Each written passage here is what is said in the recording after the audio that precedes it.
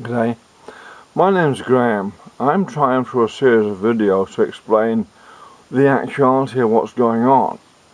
I'm not a professional speaker, and I intend to do this, and a few people will watch it. Well, it works like a Dow. You don't need millions of people to spread a message. You just want to spread a message into some people, and hopefully that spreads like a virus into the rest of society gradually. A positive thing.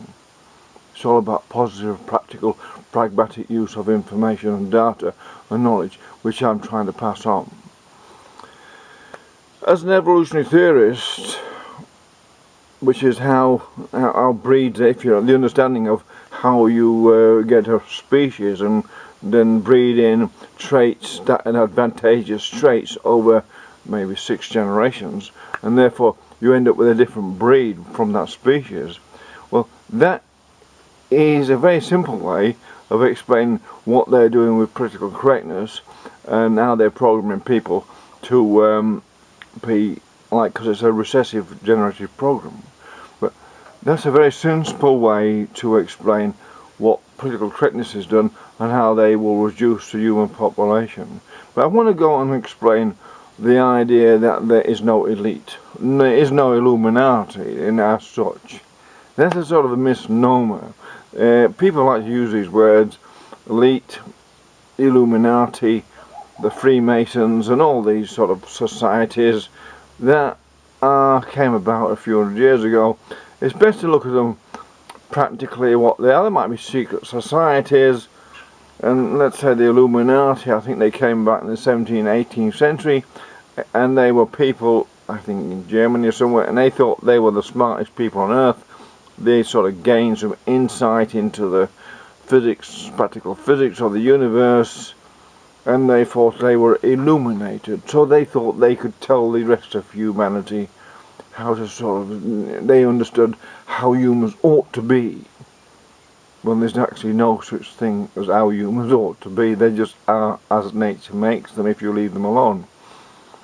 But the thing about this Illuminati is that anyone at all can learn the knowledge they had in the 18th century. Now, all of what they learned is sort of superseded, they're redundant really, by the massive gain in knowledge ever since the idea of the quantum physics, the theory of evolution and the quantum physics. Whether people believe in evolution or not, it doesn't matter. How things adapt and evolve into the environmental niche is a very important thing to understand. Now that can be manipulated or coerced or forced into another way, it needs to be fully understood to see then how propaganda and policies and the media then use, and education systems are used then to try and negate positive evolution, if like positive adaptations, right, if you like. But when it comes to then the Freemasons, how did that come? What are the Freemasons? Everyone always Freemasons. Now, all it is, I'm a mason. That is, I can use stones and cut stones and design things with stones and bricks and all sorts of things like that. And I can do that. I can cut stone, I can carve heads on stones and do that, or make an arch out of stone.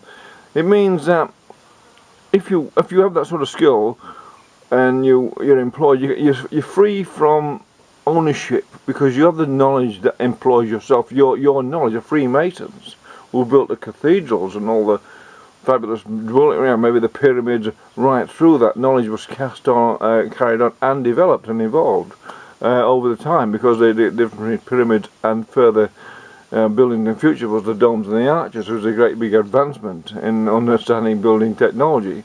If you see the reality of it, the pyramids are one thing, a fabulous thing, but not as advanced as a cathedral in Europe with a massive vaulted ceilings. That's a really advanced understanding of physics, and shows that there's an understanding there of physics and geometry that wasn't there in the pyramids. So although the ones looks more fantastic, a greater mystery because of certain things, they actually had a great advancement in knowledge and engineering came about to allow to build the domes in Rome and what the Islamic people have, and then the domes with vaulted ceilings. So the Masons had the understanding that they were the engineers and scientists of the time, because they had to have the engineering and science to understand how to create those great big vaulted ceilings in cathedrals to stand up, so they own themselves. They could charge what they like to the Catholics, the Vatican, whoever wanted these churches built. They needed to employ these people, and the church also created their own Masonic lodges, if you like, what could actually then, they knew how to do the masonry themselves. So that Freemason thing, there was sort of a brotherhood that looked after themselves. They each looked after each other. And well, when they say George W. Bush was a Mason and Freemason, well, I think, yeah, give us a break. The man never laid a brick in his life. He wouldn't know how to cut a stone. His head might be made of stone, but, the man wasn't a Mason. It would be useless on the building site. He's not even the Illuminati. Was that Hillary Clinton, the Illuminati? I don't think so, So you have to look at these things in context. Now in the 21st century, and since quantum physics came along, and fractal theory come along, and then we can get into all sorts of Aramine and other people who can explain the universe in such brilliance and such clarity. It means that anyone can then learn what they know and explain it as well. The interaction of all things can be explained by anyone who takes the time out to actually do the research and seek the knowledge for the sake of seeking knowledge. That's what knowledge is, sake of seeking knowledge. That's all there is to it. You must seek knowledge for yourself and for its sake. You must not believe anything, and don't even believe your own knowledge. Don't deceive yourself by saying, I believe this now. Because once you do that, you stop yourself learning anything further. Once you say, I believe that Al Gore is right about climate change, you've basically shut your mind down. You chop your head off, chop the top of your head off, being sort of had your brains extracted, and then you're not just a mindless sort of person who goes along with someone else's belief. And then you suddenly are controlled. Then you're controlled by people who've got you into this program they have to control as many humans as possible. So, they say, and then the people they limited what they learn by saying you must believe this, so you won't want to know anything outside of that. So, but a limit on belief.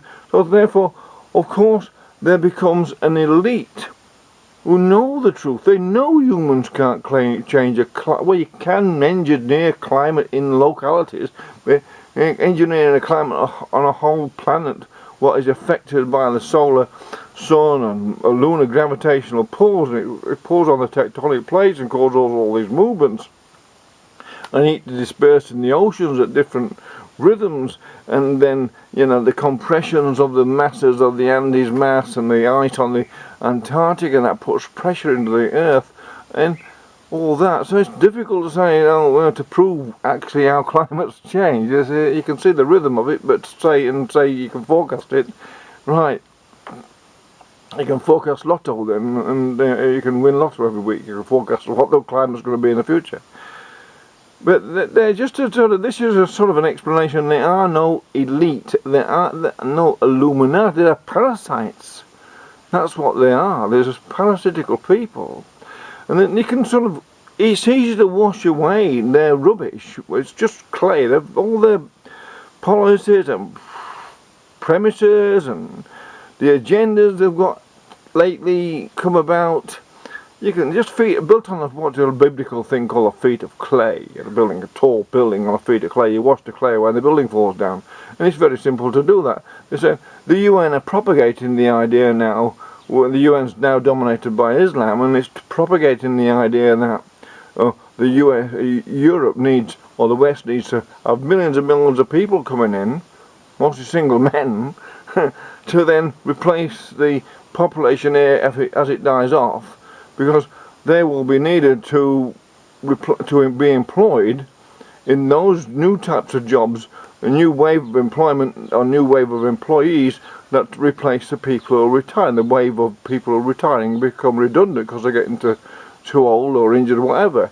Now, as soon as you look at that and say, well, all those millions of people coming to Europe, what skills are they offering Europe that will replace the people retiring with all those skills? You need to replace the people retiring with people with sort of equal skills or ability to go and have those skills of those retiring. Of course, AI robots are going to eliminate a lot of the thinking for humans. They're going to eliminate an awful lot of the employment anyway. So you're going to ask yourself, the common sense thing to do, and this is the common sense thing to do, is to reduce the working week, not increase the population. Not increase the population like the EU and the UN is saying. And they're doing that because in Islam, it's all down to God. It's all, doesn't matter what happens to people, it's all down to God, and it's not down to the humans at all making these policies. Of course, no, we all blame it down to God, what your future is. No, it's not. Nothing. Forget the politicians and the financiers of all this, and the architects of all this nonsense. Forget they don't have anything input in this. It's all down to God and fate and up to your own individual self to sort of survive through this bullshit. But as you can see, the sensible thing to do would be to reduce the working week over the next 20 years. Reduce the working week to a 22-hour week, and therefore you would spread the work that's going to be around in a more human manner and begin to take humans away from the slave system, that this parasitical system that relies on slaves, the slavery of humanity, that has no feelings whatsoever towards humanity, and how it manipulates them for its own purpose, its agendas. Its Agenda 21 is in manipulating people into situations what causes breakdown in society. That's happening in Europe. It's a very, very serious issue. In other words, these parasites are at war with the human race by creating frictions within human society, and that's what they're doing. That's what all this immigration is really all about. They don't give a damn, in other words. If they did, they would put their money into Africa, develop the African places, and attract people to that place to spread the population out into greater areas and geographic areas of the world. That would make more sense. That would make more sense, because everywhere is livable. Everywhere in the world is a livable place. You put more money and investment into it, you make all places as livable equally as livable everywhere else. And people prefer warm places to cold places anyway. Look at Dubai and the Emirates, Arabian Emirates. They're brilliant places to live now, and anyone can go and live there. Now why can't you just spread that idea throughout Africa? You put your money into that and develop the people there. You see, so it's easy to see that it's all lies. There are no Illuminati, in other words. There are no elite in actual fact in the world. Everyone is sort of equal if you you all have equal moral principles. You don't have to be a Christian or anything to have an equal moral principle. That means you behave in a certain way. You have self-discipline. You discipline in what you eat and in what you indulge in. Discipline in how you treat your woman, and how you treat women in general if you're a man, and how women behave in general if they have a principle of moral principle behind that. Then that's all society needs to make it pretty well equal, treat everyone politely and equally politely. That's all equality is, really. The big carry-on about it now doesn't actually make much sense at all. But obviously then this parasitical people are not treating the rest of society the same as it would treat itself. And therefore it makes a mockery of the idea of equality. And I'm going to say more on this, and if anyone watches this, I'm going to try to explain how we go from here, 2019, to 2040, and reduce the working week to about 22 hours per week as robots and AI replace the need for human employment, and how you can use robots and AI to replace the government. Everyone's frightened of AI. It all depends on how it's programmed and who's programming it. AI cannot be half as scary as the parasitical humans involved now are far scarier than all the robots in the world. That's a fact. They scare the bejesus out of me. This elite parasitical core of what it's slave drivers, they should scare the bejesus out of you.